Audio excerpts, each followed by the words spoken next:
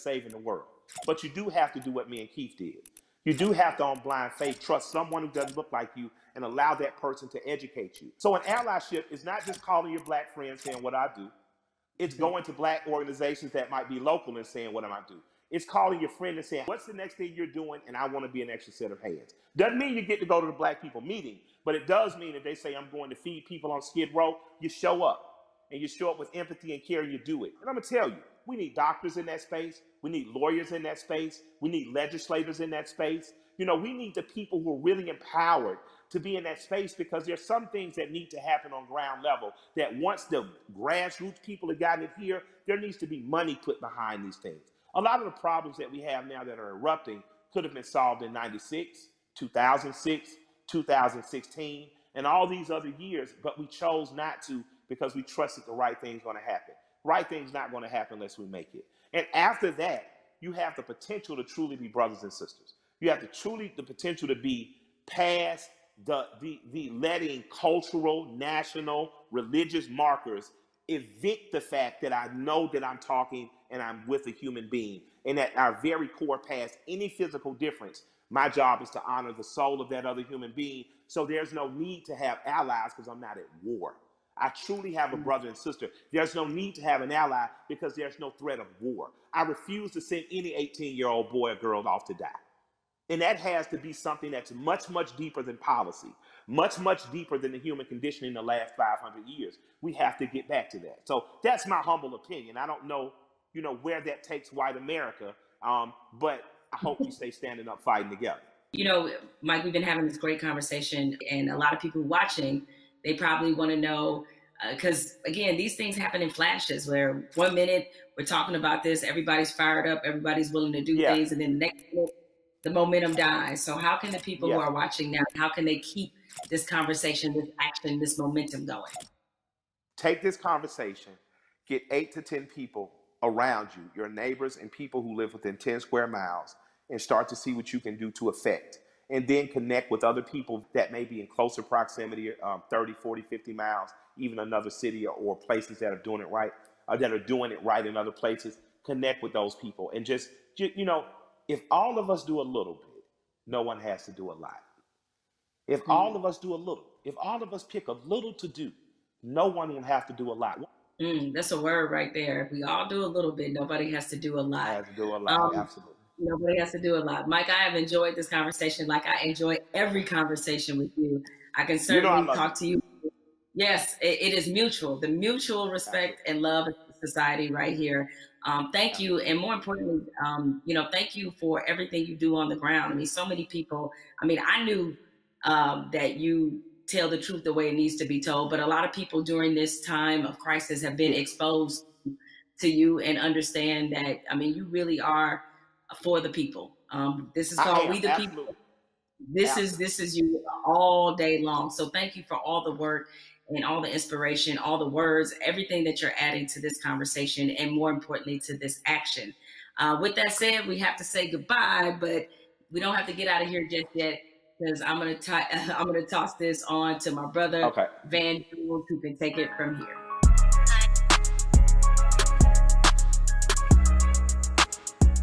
Jamel and I, we spent the past hour, we've been talking to Killer Mike, we've been talking to Elaine Welteroth.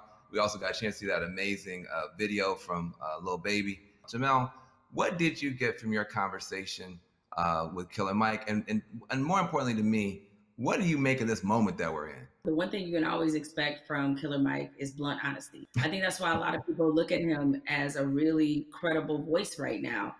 He's honest about what he knows and honest about what he doesn't know. So I think when you have those elements, that's going to always make for a pretty good conversation. I'm with you. This moment at the same time is welcome. It's also a little bit surreal in terms of what took us so long to get here, to make sure that we're not always starting from ground zero every time we have to have a significant conversation about race in this country.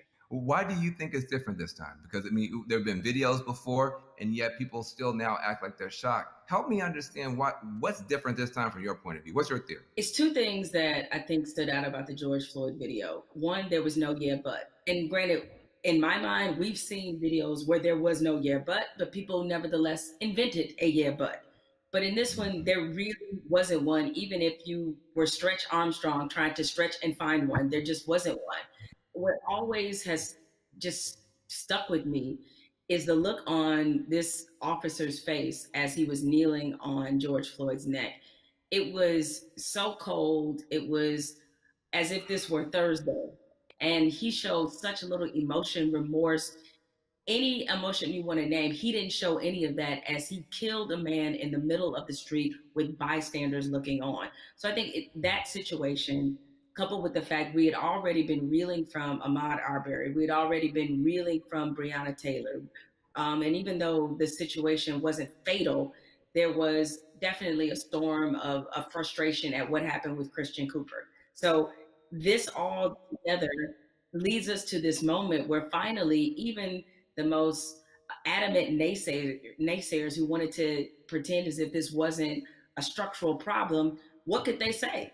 I mean, there was nothing else that could be said. And I think everybody who was already fed up decided now is the moment, now is the time. The world has slowed down because of COVID-19. If we are going to address this, this needs to happen now. I've never seen 20, 30 million white people asking Black people for leadership. That's interesting because they start, well, what do you want me to do? And I'm like, well, I don't know. Google is a powerful tool. I don't know. I'm realizing now, though, that this is an honest question. How do you think that we as African Americans and our allies can rise to meet a moment like this and actually accept the fact that we may actually have a couple million new allies? And how do we deal with that? That's new for us. I'm glad you used the word leadership because there's a difference between us being put in a leadership position and us being put in an educational position.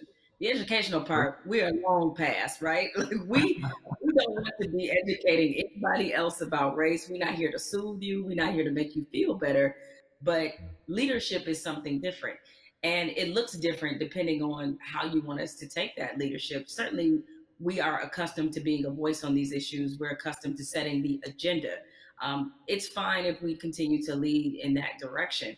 I think what we're looking for is, if this were, a relay race, we want to pass the baton and we want you to be able to say, okay, here's what we've been feeling about this issue. Here's what needs to happen to change it. The other part of this race is that you got to be willing to run it just as hard and as fast as we are. Because if you're not, that's why we remain stuck in the flying pattern that we've been in for hundreds of years and decades as we've tried to reconcile this issue. So we have to figure out what is the most useful way of allyship. We see a lot of people throwing statements around. We see a lot of people throwing money around. We need that to be a focused effort, and more importantly, to be vocal about it. I can't take any more double-sidedness. There can be no more other-siderisms, if I may make up a word, meaning that you give over here and you're a company that is like, yeah, Black Lives Matter, except for in my boardroom where they don't, or except for in my organizational chart where they don't. So I'm done with that, right? That's great. Charity's great.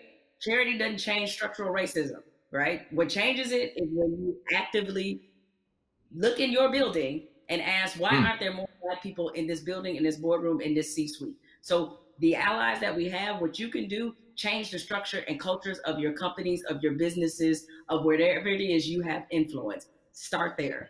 The thing I try to tell people is, it puts us in a no-win situation. I want our white sisters and brothers to be better educated and to care more, but I don't want to have to bear the burden of trying to teach and educate all the time. The reason you pay tuition is because it's costly to educate someone.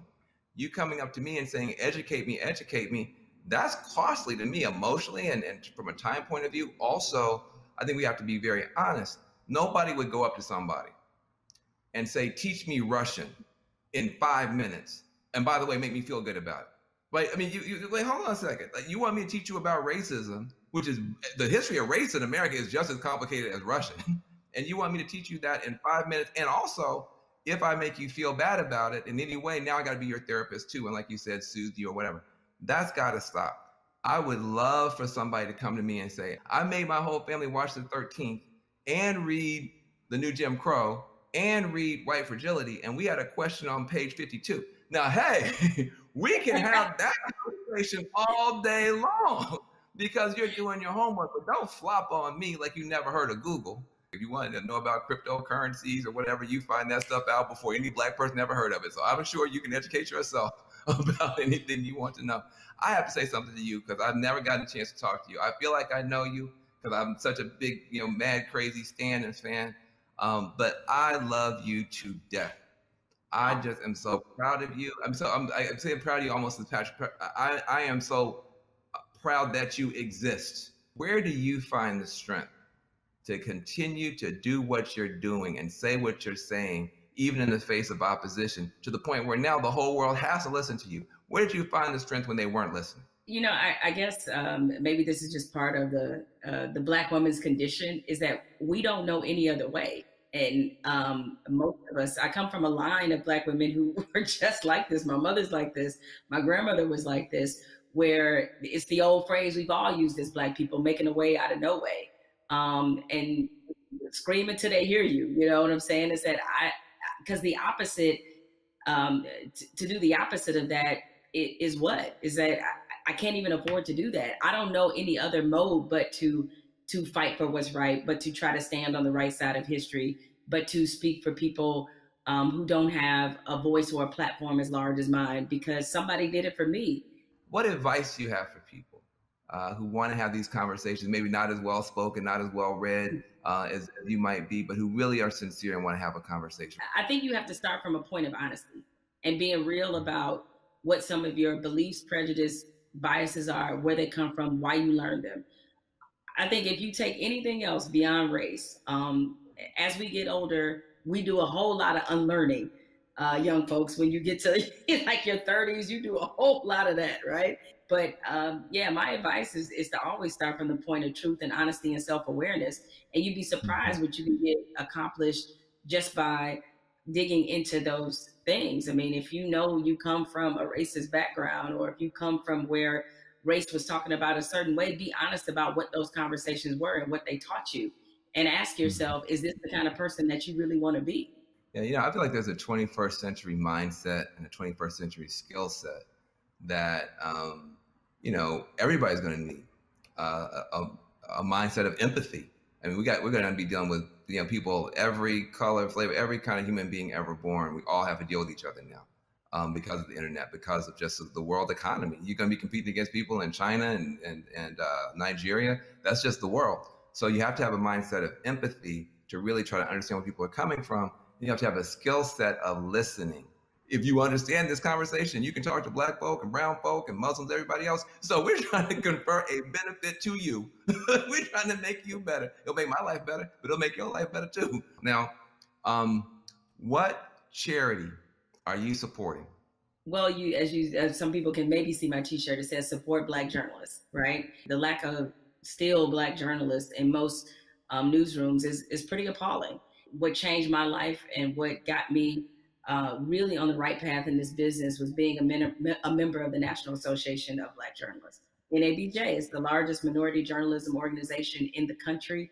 The development, the networking, job fair, internships, scholarships, what happens there has changed lives. It changed a lot of people's careers. I mean, people like you, Van, and everybody you want to think of, Roland Martin, Soledad O'Brien. It's just a number of people, Michael Wilbon, that are a part of this organization and have been able to build legacies there. And so it's on us to, again, usher in this next generation of young journalists who, I get it right now, feeling really discouraged when they look at not just what a lot of newsrooms look like, a lot of networks look like, but also we're under the under the shadow of a pandemic right now. So there's a lot of journalists who have lost their jobs. A lot of companies are downsizing.